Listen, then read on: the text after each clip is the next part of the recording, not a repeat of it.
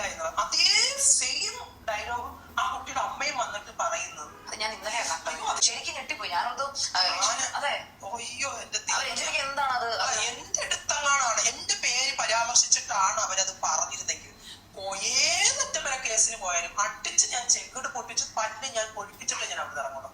നിന്റെ സിറ്റ് ഔട്ടിൽ ഇരിക്കാം, ഞാൻ വരില്ല. ഇവിടെ ലക്ഷ്മി പറഞ്ഞത് പുള്ളിക്കാരുടെ വീട്ടിൽ കയറ്റില്ലെന്നാണ്. മറ്റാരും അവരുടെ വീട്ടിൽ കയറ്റാൻ പാടില്ല എന്ന് പുള്ളിക്കാരി പറഞ്ഞിട്ടില്ല കേട്ടാ. ഒരാൾക്ക് അവരുടെ വ്യക്തി സ്വാതന്ത്ര്യം പറയാനുള്ള അവകാശവും അധികാരവും ഈ നാട്ടിലില്ലേ?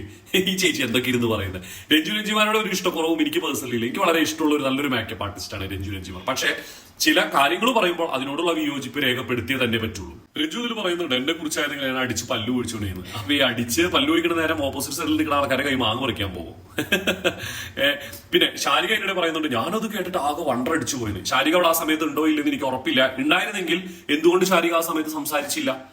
അത് സംസാരിക്കേണ്ടത് തന്നെയല്ലായിരുന്നു. അവിടെ ശാരിക മാത്രമല്ല, നമ്മൾ കണ്ടത് 24/7 നമ്മൾ കണ്ടിട്ടില്ല. നമ്മൾ കണ്ട എപ്പിസോഡിൽ ആരും അതേക്കുറിച്ചിട്ട് വർത്താനം പറയണമെന്ന് കണ്ടിട്ടില്ല. പിന്നെ മോഹൻലാലും അതേക്കുറിച്ച് തന്നെ ആ ഇഷ്യൂലൊക്കെ എല്ലാവരും അതിനെ കുറിച്ചുള്ള വീഡിയോ കണ്ടന്റ് ഒക്കെ ഇട്ടതാണ്. പറയുണ്ടായിരുന്നു ഞാൻ എന്റെ വീട്ടിൽ കയറ്റില്ലോ. അത് അദ്ദേഹത്തിന്റെ ഇഷ്ടമാണ് വീട്ടിൽ കയറ്റുന്നത്. അതുപോലെ എല്ലാവരും വീട്ടിൽ കയറ്റണമെന്നുണ്ടോ? പലർക്കും പല സ്വാതന്ത്ര്യങ്ങളും പല അവകാശങ്ങളും പല സംസാരങ്ങളും പല യുക്തിബോധമൊക്കെ അല്ലേ. എല്ലാവരും അംഗീകരിക്കുന്നു നമ്മുടെ വാശിയല്ലേ അല്ലെ? ഇപ്പൊ കേട്ടാണ്ടിരിക്കാനുള്ള സ്വാതന്ത്ര്യം ലക്ഷ്മിയുടെ മാത്രമാണ്. അതിൽ രഞ്ജു ഇത്രയും കടന്ന് ഷൗട്ട് ചെയ്യേണ്ട അല്ലെങ്കിൽ ഇത്രയും ടെമ്പേർഡ് ആയിട്ട് സംസാരിക്കേണ്ട ആവശ്യമൊന്നും എനിക്ക് തോന്നുന്നില്ല.